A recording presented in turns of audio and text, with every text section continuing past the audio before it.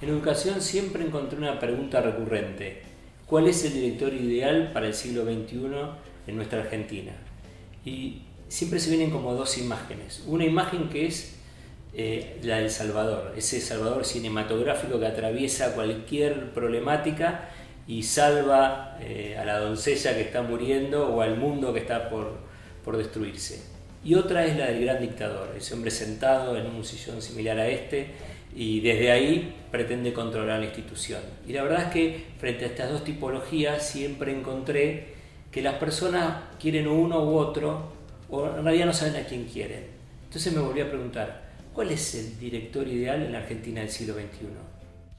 Claramente ninguna de estas dos tipologías, casi antípodas, se verifican en la realidad. El tiempo me fue demostrando que un director ideal o un director que se ajuste a una mejor escolar, a una buena escuela, es aquel director que está enfocado y que conforma equipos que permitan realizar acciones con foco en el alumno. O sea, el director enfocado es aquel director que es donde sus acciones están siempre mirando lo mejor o lo que el alumno necesita.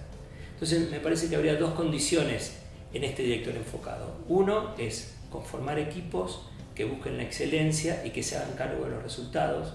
A veces pareciera que las escuelas o los directores que gestionan una escuela no tienen nada que ver con los resultados. Entonces cuando uno pregunta, ¿y por qué llegamos a donde llegamos? Y la culpa es del padre, la culpa es del mundo en que vivimos, la culpa es de la realidad, y la realidad es que uno puede o debe gestionar esa realidad, ¿no? Es como pedirle al médico que se queje porque los pacientes llegan enfermos, es su función. La función del director es gestionar esa realidad. Y lo segundo que nosotros necesitamos, la segunda condición que necesitamos para un director enfocado, es un director que planifique, que ese plan lo lleve a la acción y que ese plan y esa acción siempre esté centrado en el alumno. Es cierto que quienes estamos en la gestión, en el día a día de la escuela, a veces podemos imaginar o pensar que esto del director enfocado es tan ideal como el director salvador, porque el día a día termina viniéndosenos encima, comiendo nuestros mejores planes. Sin embargo, yo siempre creo que en la medida que hagamos acciones en pos al ideal que tenemos, el ideal se nos acerca, y el ideal se nos aleja cuando ninguna acción va dirigida hacia donde queremos ir. Entonces, me parece que es un buen momento para decir tres acciones puntuales, concretas, que nos ayudan a esta idea de un director enfocado con foco y con priorización del alumno. La primera acción es febrero. Para mí hay que decretar en los calendarios escolares del país a febrero como el mes del director, como el mes de la gestión, ¿no?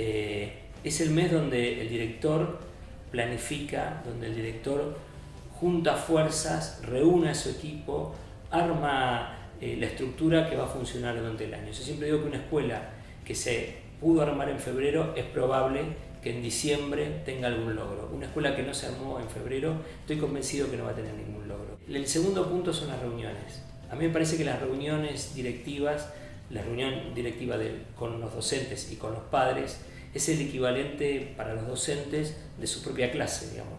La clase tiene que estar preparada, tiene que estar armada, tiene que estar pensada. Las reuniones igual. Me ha tocado ver en muchas escuelas, y al principio yo mismo cuando empezaba la gestión directiva, empezaba el primer día de clase y armaba una reunión, iba con los docentes, les decía, bueno, siéntense acá, empezábamos a tomar mate y contábamos qué había pasado en las vacaciones, qué había pasado con los hijos de uno, qué había pasado con nosotros. 3 horas, fin de la reunión, nos fuimos. Ese momento es oro en polvo. Nunca más uno vuelve a tener a los docentes reunidos sin alumnos enfrente. También en las reuniones de padres, yo a veces pienso que un padre que ve una reunión desorganizada se va con la idea que la escuela es un caos, por lo tanto el papá entra en pánico y deja de tomar al director y a esa escuela como un referente en relación a la crianza de sus hijos. A mí me acuerdo de una anécdota cuando recién teníamos a nuestro hijo chico y lo llevamos a un jardín maternal y tuvimos una reunión que nos sentaron en unas sillas minúsculas donde se nos acalambraban las piernas, yo tenía piernas largas, estaba todo enredado, y la maestra empezó a decir, bueno, en realidad yo tengo muchos alumnos, a veces no sé bien qué hacer, y a veces siento que el grupo se desborda. La verdad es que le solucionamos el problema inmediatamente porque nos llevamos a nuestro hijo, o sea que un alumno menos tuvo, Y yo imagino que el resto de los padres que pudo escuchar por encima de los calambres de las piernas, habrá hecho lo mismo. Porque uno no deja a su hijo en un lugar donde le despierte inseguridad. Otro tercer ejemplo que a mí me sirvió muchísimo es construir planes ambiciosos pero realizables que expandan el cotidiano escolar, ¿no?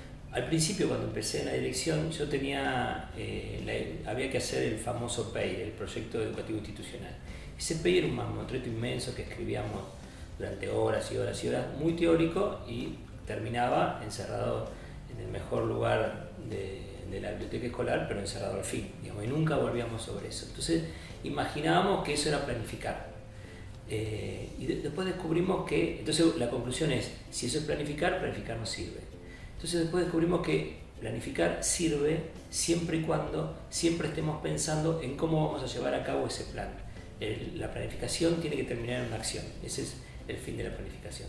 En la escuela es muy muy importante que podamos romper el cotidiano escolar. A la escuela se entra por la ventana, no por la puerta principal. Cuando un alumno le pregunta, ¿qué te acuerdas de tu escuela? Digo, podemos hacer nuestra pregunta entre nosotros, ¿qué nos acordamos de nuestra propia escuela?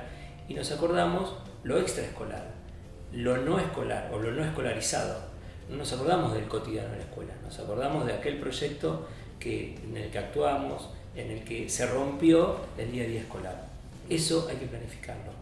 Claro que estos tres ejemplos que pusimos y otros que podemos pensar, muchos otros que podemos pensar, no se hacen solo. El director no es que viene e impone un modelo de gestión. El modelo de gestión se construye. El director tiene que tener la habilidad de armar ese equipo para construir ese modelo de gestión. Armar ese equipo que busca logros, que se hace cargo de los logros y que entre todos construyen la gestión escolar y la escuela en su totalidad. Vuelvo a la pregunta que nos hicimos al principio. ¿Qué será ser director en nuestra Argentina en el siglo XXI? La verdad es que tengo muchas experiencias de gestiones directivas y de haber visto a otros directores y no tengo una respuesta acabada. Lo que sí estoy seguro que un buen director es aquel que construye un equipo, que arma un equipo, que arma una comunidad y que su punto central, su mirada central está en el alumno. No es ni un dictador ni es un salvador. No es aquel que hace lo que quiere ni es aquel que hace lo que los demás le piden. Es aquel que hace lo que se necesita para que el alumno salga adelante.